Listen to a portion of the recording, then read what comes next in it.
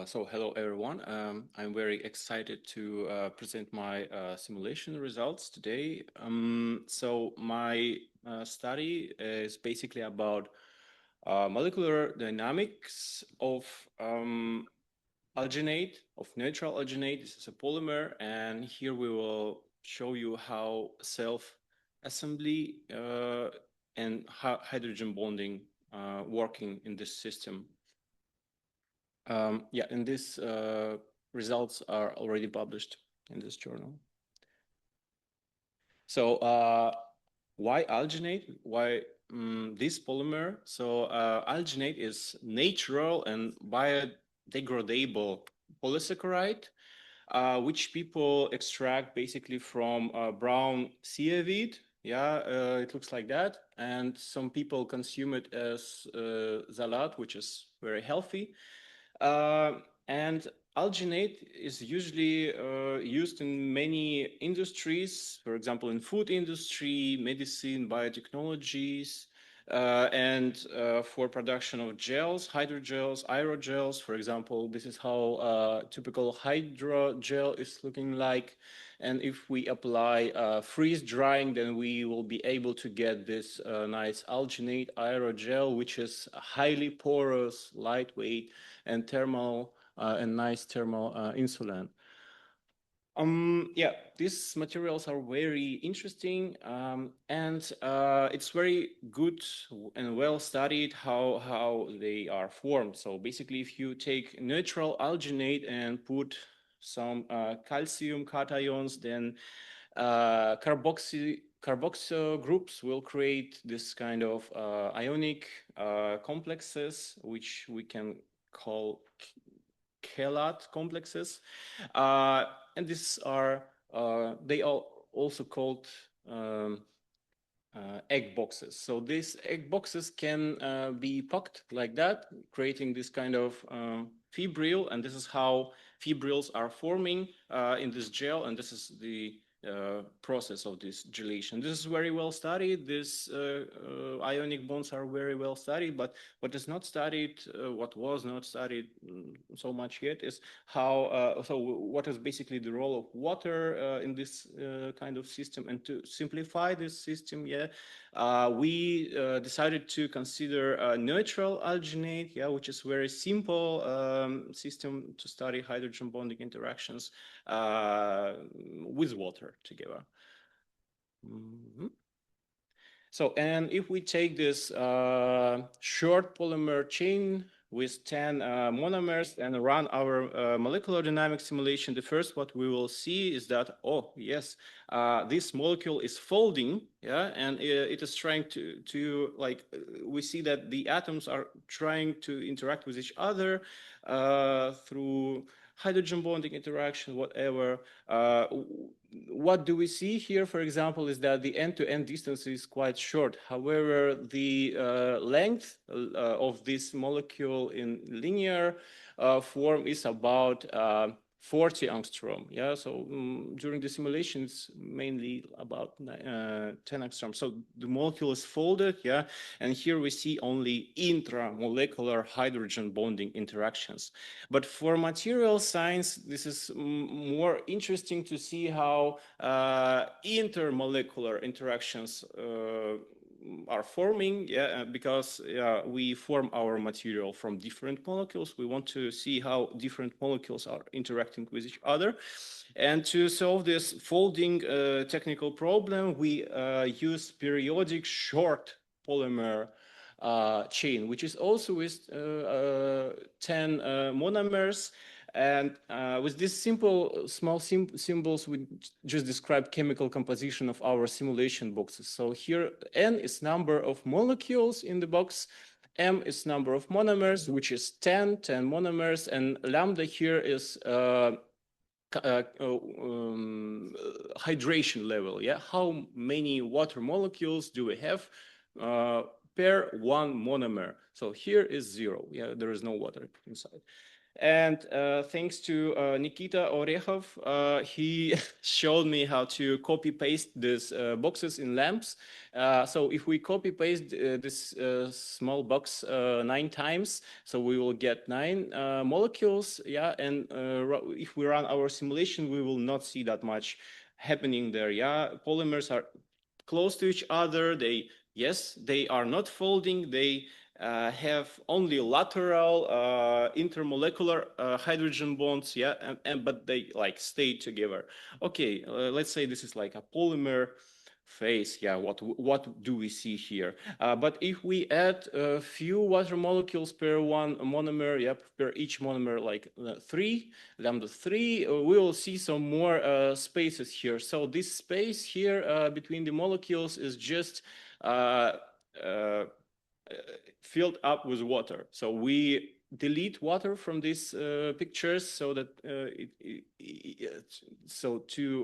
to see the molecules of polymer better. Okay, so it seems like water is somewhere there between the molecules here. But if I add much more water, for example, 20 and 50, surprisingly, I will see the same picture. Yeah, I see that polymers will prefer to stay together, so they are stabilized by this intermolecular hydrogen bonding, and they form this.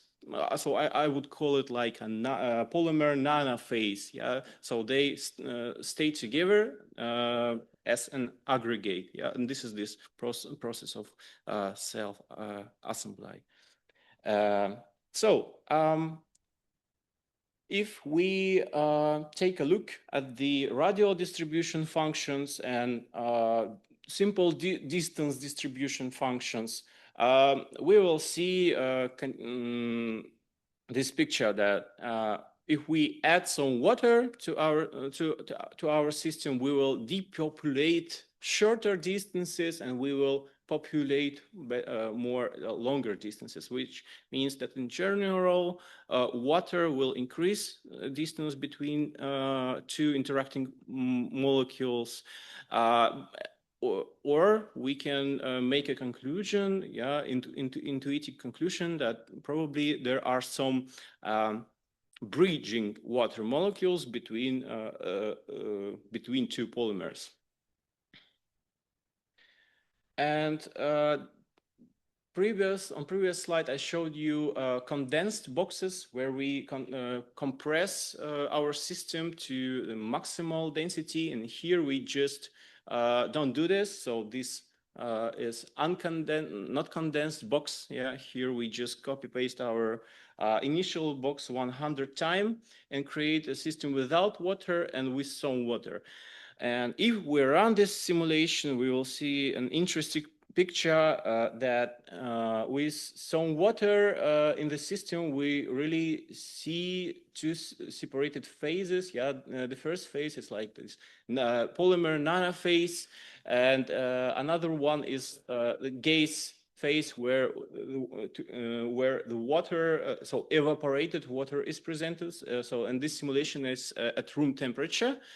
Yeah, this is normal picture. Yeah, and also what we see here is that this aggregation, yeah, is happening much more faster in the system with water, which means that water accelerates this aggregation. For this we see very clearly from root mean square deviation of atomic position diagram. We reach the plateau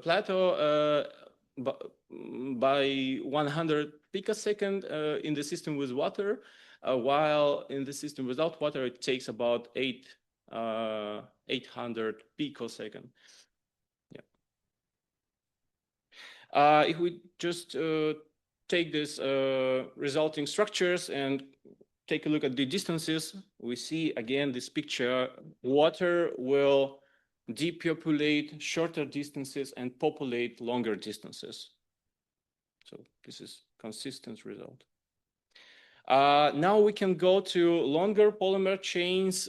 We decided to use, so we are limited in computational resources, so but we decided to use 100 monomers. And we take 10 molecules like that and put it into the box, add some water. And in these systems, we will have not only the folding, but also intermolecular interactions, because we have few molecules and they can interact with each other in this surrounding water. And it is very nice to split our system just to see better what is happening there inside. Yeah, so in column A, this is the fold system. In column B, here we show only the polymer atoms that are surrounded by alpha shapes. Yeah. And this helps us to see the shape of this polymer nanophase. We can also like take a snapshot of this molecular dynamic simulation and just to calculate how many water molecules do we have inside this polymer nanophase. And it's about 2,000 here, for example, for 10 molecules like that. And yeah, you see how many external pore water do we have? Yeah. So yeah, interesting picture. Of course, the more water we will add, the more volume we'll have the box simulation box, and the more volume we will have our porous phase. Yeah. Polymer volume will stay almost constant, yeah, because the number of these polymers is constant, which is also a logical result. So, and then what's about the hydrogen bonding interactions? Yeah, intermolecular hydrogen bonding interaction. We again see the same picture. This is not surprising already. Yeah, that water is depopulating shorter distances and populating longer distances. So there should be a bridge water between the polymers. What's about these shapes that I'm showing here?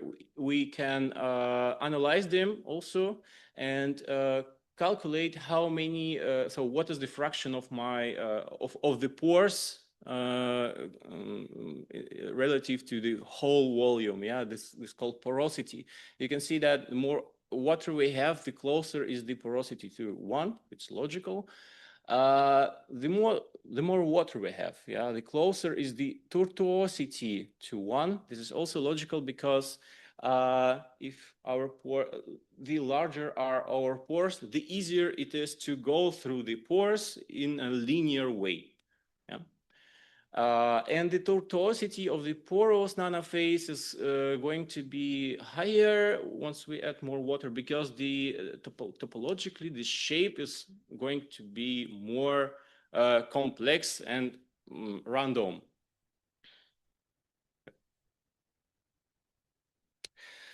So let's then start to calculate this intrinsic water molecules. Yeah, as I said, it's about 2,000 there inside, and of course we can recalculate this 2,000 to lambda.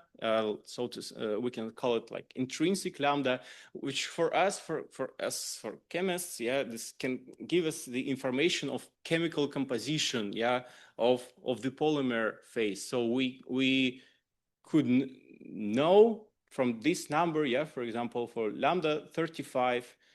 Intrinsic lambda 2, we can know that there inside of the polymer nanophase, yeah, in this nano network, polymer nano network, per 1 monomer, we have 2 water molecules that are doing something there.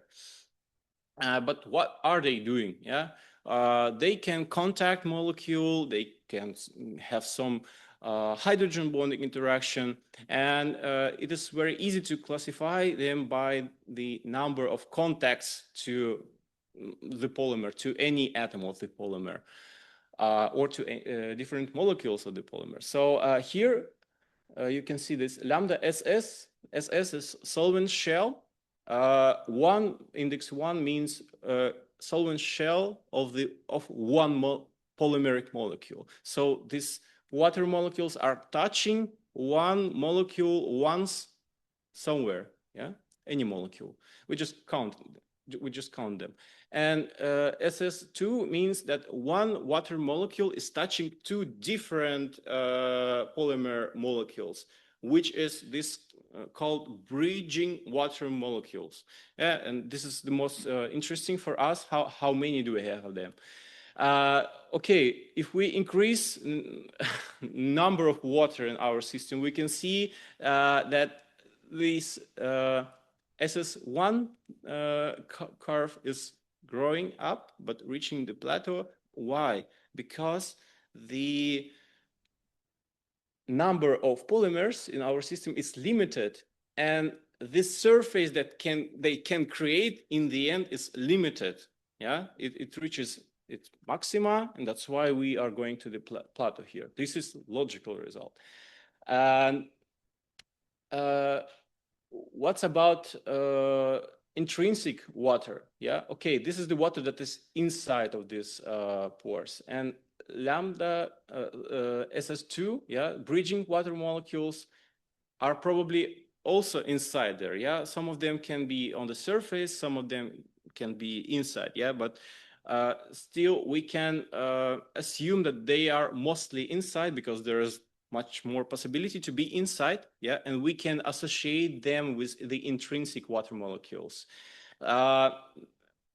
So this curve is going down, this curve is going down. I would say like 40% of intrinsic water molecules are playing a role of bridging water molecule, which is stabilizing this structure, and yeah, it's playing a structural role here. Yeah, if we just fix a cohort of these water molecules, intrinsic water molecules and other water molecules, and run our simulation, we will see that this number in this cohort, this is so-called survival curve, yeah, it is slightly going down exponentially, and this is also logical result because this is showing us how this diffusion of water molecules is happening. Yeah, some water molecules are going far away from the surface, some water molecule are bridging, yeah, but in the next simulation step, they're just run away, yeah, swapping with another water molecules. This is normal diffusion. And very interesting is residence time. So I said that intrinsic water molecules and bridging water molecules are probably connected, but this diagram just confirms my words because intrinsic and lambda diagrams, they are very similar to each other. And you can see this high peak is just showing us that some part of this intrinsic water molecules would like to stay inside even more longer than 100 picosecond. Yeah. But since these two, blue diagram and green one are so similar, it just confirms that like 40% of intrinsic water molecules are playing this role of bridging, water bridges. And the main conclusion that we can make from this study is that water acts really as an active sculptor of this polymer nanophase. Yeah, and this is playing really a structural role in these systems. And thank you very much for your attention. And as I said, these results are already published. And yeah, here are my contact details and so on.